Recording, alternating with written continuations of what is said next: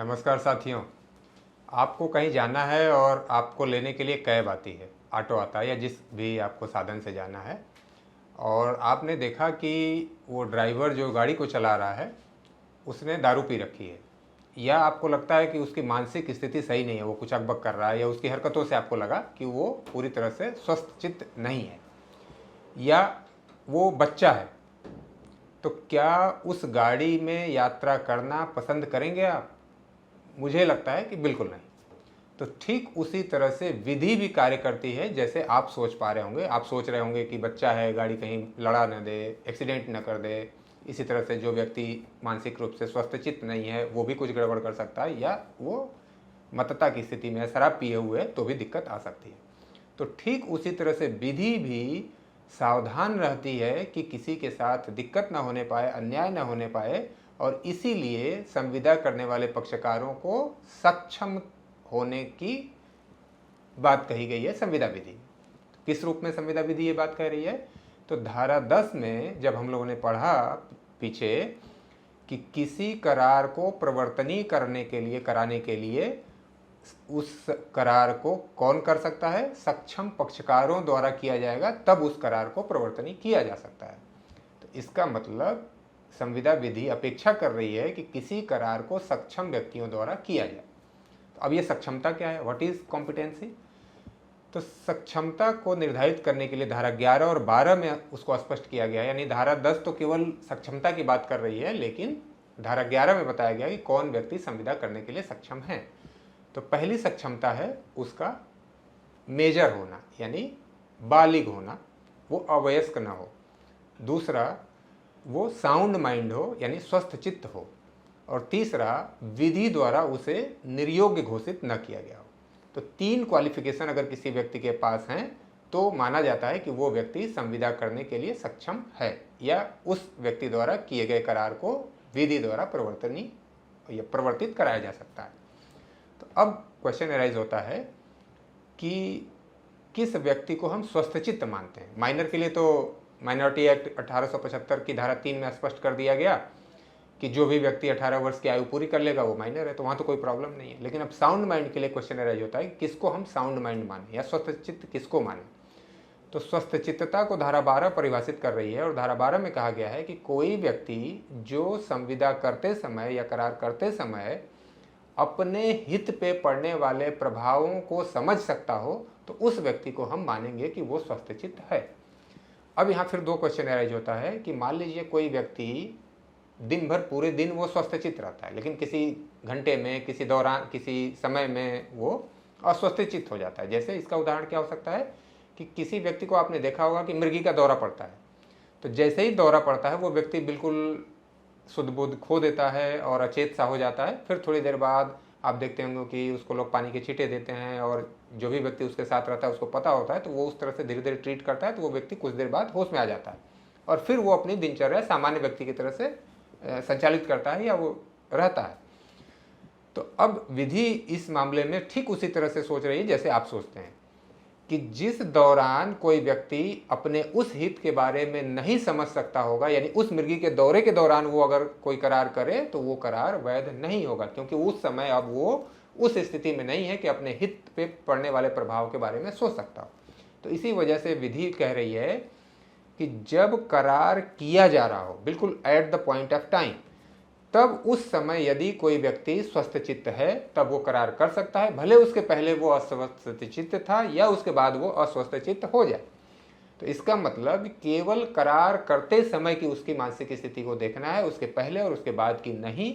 जैसा कि आप आपराधिक विधि में या न्याय संहिता में देखते हैं कि लीगल इंसैनिटी जिसको कहा जाता है, तो मेडिकल इंसैनिटी को कंसीडर नहीं किया जाता, लीगल इंसैनिटी को। तो ठीक उसी तरह की बात कॉन्ट्रैक्ट एक्ट में भी की गई है कि केवल संविदा करते समय की इंसैनिटी को चेक किया जाएगा, उसके पहले और बाद की नहीं। अब इसका क्या मतलब हुआ? संविदा करते समय का मतलब क्या हुआ? जैसा मैंने कहा कि किसी व्यक्ति को दौरा पड़ा हुआ है, भले वो दिन भर स्वस्थ हो, लेकिन दौरा पड़ा हुआ है तो उस समय वो नहीं कर सकता करार। इसी तरह से कोई पागल व्यक्ति है, घोषित है, उसे डॉक्टर्स ने पागल घोषित किया हुआ है, पागल खाने में है, लेकिन जिस समय वो करार कर रहा है किसी व्यक्ति से, उस समय अपने हित पे पड़ने वाले प्रभाव को समझ पा रहा हो। कैसे समझ पा रहा है? कि जब वो बातचीत कर रहा है, न्यायालय कैसे समझेगा कि वो व्यक्ति समझ पा रहा था या नहीं। तो पागल क्या कह रहा है कि जो तुम सेब मुझे एक ट्रक सप्लाई करना चाहते हो वो तो कश्मीर का सेब नहीं है, वो तो हिमाचल का सेब है, और तुम जो रेट बता रहे हो वो कश्मीर के सेब का रेट है। तो जब सप्लाई करने वाला व्यक्ति कहता है अच्छा ठीक है ऐसा है तो मैं थोड़ा सा रेट डाउन कर देता हूँ और जो ट्रांसपोर्टेशन का खर्च है वो भी मैं बियर कर लूँगा, तब वो व्यक्ति कहता है अच्छा ऐसा है तो फिर तुम मुझे 10% रेट में कम कर दो और मेरे दुकान पर, मेरे गोडाउन पे पहुंचा के दे दो माल, तब मैं वो सेब लेने के लिए तैयार हूँ। इसका मतलब वो अपने हित पे पड़ने वाले प्रभाव को समझ पा रहा है। तो ऐसे व्यक्ति द्वारा उस समय जो करार किया गया है वो वैध करार है। न्यायालय कैसे डिसाइड करेगा? इन्हीं तथ्यों और परिस्थितियों को देख करके डिसाइड करेगा कि जिस व्यक्ति को पागल कहा जा रहा है वो अपने हित पे पड़ने वाले प्रभाव को समझ पा रहा था या नहीं समझ पा रहा था। यदि वो अपने फायदे और नुकसान को समझ पा रहा था तब ऐसे व्यक्ति द्वारा किया गया करार वैध होगा और वो परिवर्तनीय हो जाएगा। तो ये यहाँ तक हम लोगों ने समझा कि सक्षमता क्या है और सक्षमता में साउंडनेस ऑफ माइंड क्या है। अब दूसरा एक क्वेश्चन अराइज होता है कि हमने तो अभी साउंडनेस को देखा, अब दूसरा एक वर्ड हम लोगों ने यूज किया मतता की स्थिति में, यानी वो शराब पिए हुए है, दारू पिए हुए है, तो उसकी क्या स्थिति होगी। तो जो विधि है वो मतता की स्थिति को भी उसी कैटेगरी में रखती है जैसे माइनर की कैटेगरी है। तो यानी माइनर के द्वारा किया गया करार शून्य होता है और उसी तरह से मतता या अनसाउंडनेस की स्थिति में किया गया करार भी शून्य होगा। लेकिन पूरी संविदा विधि कहीं पे भी ये डिक्लेयर नहीं करती है कि यदि कोई व्यक्ति कॉम्पिटेंट नहीं है तो उसके द्वारा किए गए करार की वैलिडिटी क्या होगी। केवल धारा 10 इतना कहती है कि यदि करार सक्षम व्यक्तियों द्वारा किया जाएगा तब उसे प्रवर्तनीय बनाया जाएगा या प्रवर्तित किया जाएगा। तो इस बात को सबसे पहली बार मोहरी बीवी के केस में 1903 में प्रीवी काउंसिल ने डिसाइड किया और प्रीवी काउंसिल ने कहा कि जब कोई करार माइनर द्वारा किया जाएगा तब उसके वॉइड या वाइडेबल होने के बारे में क्वेश्चन अराइज नहीं होगा, बल्कि वो एब इनिशियो वाइड होगा, यानी प्रारंभ से ही शून्य होगा, उसके शून्यकरणीय या शून्य होने का कोई क्वेश्चन ही अराइज नहीं होता है। तो यानी 1903 में सबसे पहली बार यह स्पष्ट किया गया न्यायालय के द्वारा कि कोई भी करार जो माइनर के द्वारा किया जाएगा वो प्रारंभ से ही शून्य होगा। और इसी बात को जोड़ लें आप साउंडनेस से और मतता से तो उनका भी करार इसका मतलब शून्य हो जाएगा। अब इसके बाद बात आती है कि क्या कोई ऐसी परिस्थिति भी है कि जहां माइनर के द्वारा किए गए कॉन्ट्रैक्ट को हम वैलिड ठहरा सकते हैं। तो इसका अपवाद है, यानी जहां हम वैलिड ठहरा सकते हैं कि NIA यानी निगोशिएबल इंस्ट्रूमेंट एक्ट में धारा 26 ये कहती है कि माइनर भी निगोशिएबल इंस्ट्रूमेंट ड्राफ्ट कर सकता है, लेकिन वो उससे बाध्य नहीं होगा, दूसरे पक्षकार उससे बाध्य हो जाएंगे। इसी तरह से जब आप इंडियन पार्टनरशिप एक्ट पढ़ते हैं तो उसकी धारा 30 में ये कहा गया है कि किसी माइनर को पार्टनरशिप में बेनिफिट के लिए इंटर किया जा सकता है, उसको बेनिफिट दिया जा सकता है। वो फुल फेज पार्टनर नहीं होगा लेकिन वो बेनिफिट के लिए हकदार हो जाएगा। इसी तरह से जब आप इसी कॉन्ट्रैक्ट एक्ट की धारा 184 पढ़ते हैं जहाँ एजेंसी की बात की गई है तो वहाँ कहा गया है कि माइनर भी एजेंट हो सकता है लेकिन वो अपने मालिक के प्रति उत्तरदायी नहीं होगा। इसी तरह से जब दान की बात की जाए तो गिफ्ट में भी यानी डोनी बन सकता है माइनर और वो दान ग्रहीता हो सकता है, दान वैध होगा। इस प्रकार से अगर देखा जाए तो यानी जहाँ वो बेनिफिशियरी है वहाँ पे उसके पक्ष में अगर करार किया जा रहा है तो वो वैध करार होगा।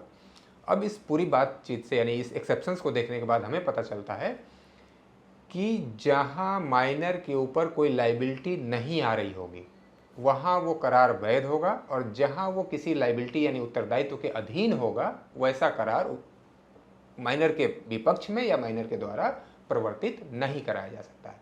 इसी बात को लेकर के सुब्बा राव का एक केस आया और उसके बाद मेरी मथाई का केस आया। इसके बाद एक केस आपका रिसेंट केस है जो इसी संदर्भ में बात करता है, कृष्णा वेनी का केस है। और जो पहले मैंने सुब्बा राव कहा उसका श्री काकुलम सुब्रमण्यम है वो केस। तो श्री काकुलम सुब्रमण्यम, मथाई और कृष्णा वेनी, तीनों केस में ये कहा गया कि कोई माइनर किसी तरह की अपनी संपत्ति का संव्यवहार नहीं कर सकता यानी ट्रांसफ़र नहीं कर सकता। अगर ऐसा वो करता है तो वो प्रारंभ से ही शून्य होगा। लेकिन अगर वो अपने गार्जियन के माध्यम से ऐसा संव्यवहार करता है यानी वो मॉर्गेज करता है, लीज करता है, सेल करता है, तो गार्जियन को बीच में रखकर गार्जियन उसका प्रतिनिधित्व कर रहा है, तो ऐसी संविदा, ऐसा करार वैध होगा और ये मान्य होगा, प्रवर्तनीय होगा। अब इसका एग्जाम्पल जो इस केस में कहा गया, यानी सुब्रमण्यम के केस में, कि एक माइनर है और उसके पिता ने कर्ज लिया हुआ था। उस कर्ज को चुकाने के लिए उसकी माता ने उस माइनर की ज़मीन को सेल किया और उसकी जो प्रोसीड्स आई उस प्रतिफल से पिता का कर्ज चुका दिया, तो ऐसे करार को, ऐसे विक्रय को मान्य ठहराया गया। और इसी तरह की बात रिसेंट जो मैंने कहा कि कृष्णा वैली वाले केस में 2024 में इसी बात को अफर्म किया गया और ये कहा गया, एक बात नई और जोड़ी गई कि पहले जो डिसीजंस आए थे, कुछ डिसीजन, वहाँ ये कहा गया था कि जो माइनर है वो मॉर्गेजर नहीं हो सकता, मॉर्गेजी बन सकता है। मॉर्गेजी क्या मतलब कि वो ज़मीन लेता है और पैसा उधार देता है दूसरे व्यक्ति को। यानी बंधक का मतलब होता है कि जो व्यक्ति उधार देता है उसे हम बंधकदार कहते हैं और जो व्यक्ति उधार लेता है उसे हम बंधक कर्ता कहते हैं। तो माइनर बंधक कर्ता नहीं हो सकता क्योंकि वो अपनी भूमि या अचल संपत्ति दे रहा होता है बंधकदार को, तो इसलिए उसे बंधकदार होने से, बंधककर्ता होने से मना किया गया था, रोक लगाई थी। लेकिन बंधकदार होने पे कोई रोक नहीं थी। तो कृष्णा वेनी वाले केस में स्पष्ट किया गया कि पीछे जो इस तरह के डिसीजन दिए गए हैं वो अपने आप में सही डिसीजन नहीं है और सही डिसीजन ये है कि हम बंधककर्ता या बंधकदार के आधार पर कोई डिफरेंस नहीं कर सकते माइनॉरिटी के केस में, बल्कि वो किसी भी तरह का कॉन्ट्रैक्ट नहीं कर सकता है। कर सकता है अगर, तो कैसे, कि अपने गार्जियन के माध्यम से, अब चाहे वो उसका नेचुरल गार्जियन हो या कोर्ट के द्वारा अपॉइंटेड गार्जियन हो। तो आई होप कि आपको ये कॉम्पिटेंसी ऑफ कॉन्ट्रैक्ट का कंसेप्ट समझ आया होगा। आप चैनल को सब्सक्राइब कर लें, लाइक करें, शेयर करें और आपका कोई सुझाव हो तो हमें कमेंट बॉक्स में जब अवश्य लिखें। धन्यवाद।